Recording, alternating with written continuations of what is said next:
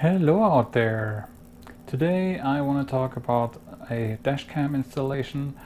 You've probably heard about it, the FitcamX for the Ioniq 5. It's available for other models too, but obviously I got it for my car and want to show you how the installation is and some of the features of it as well as the quality.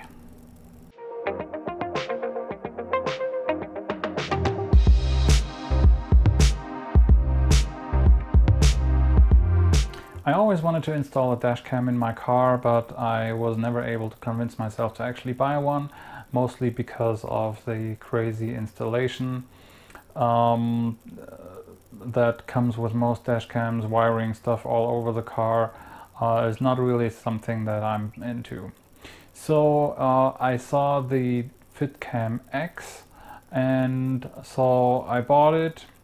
It came pretty quick, just about a week I think, and then I went ahead and installed it. It is literally one of the easiest installs I've ever done. It took less than 3 minutes to get the camera installed. But first of all, let's look what's in the box. So here you can see what's in the box. There's not much to it actually, just the camera, a little pamphlet, a couple tools, and that's pretty much it.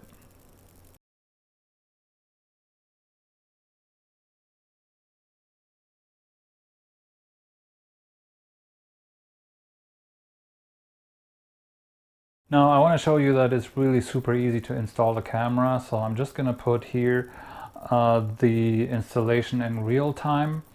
So you can see that it took me literally less than 3 minutes to install the camera. The camera has two buttons. One is a power button and the other one is a photo button. They're not really described in the small little pamphlet, but the power button, you can turn it on because it obviously turns on automatically when you start the car and turns off automatically.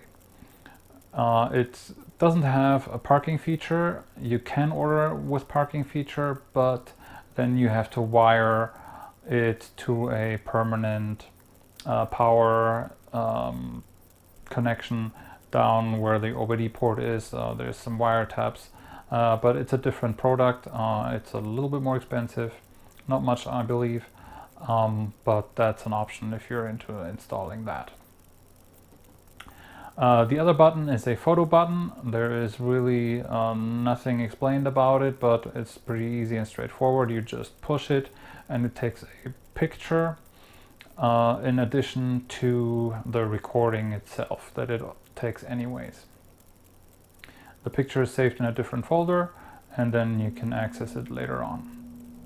The video compression seems to be a little edgy, so if you push the photo button, the photo is actually in a better quality than the video is, and I'll compare the two here in just a little bit. There's no compression adjustments. The only thing you can really change is the amount or the length of the clips that the camera takes. It splits everything down into like a minute, 3 minute, 5 minute segments. Or files that you can then access, and if you stitch them together, you basically get a continuous video. To access the videos and photos, there's two ways. You can either connect to the dashcam with the app via Wi-Fi, or you can pop the SD card out, put it in the SD card reader that comes with it and plug it into your computer, or use another one that you have anyways. I have a USB 3 one which seems to be faster. However, I cannot recommend using the app to download it unless you really need it on the spot, because it is very slow and takes a long time. The whole 64 gigabyte card took me only about 10 minutes to download with the USB stick. So let's have a look at the two pictures. One that is taken with the button, the photo option, and then the other one is a grab from the video, and compare the two.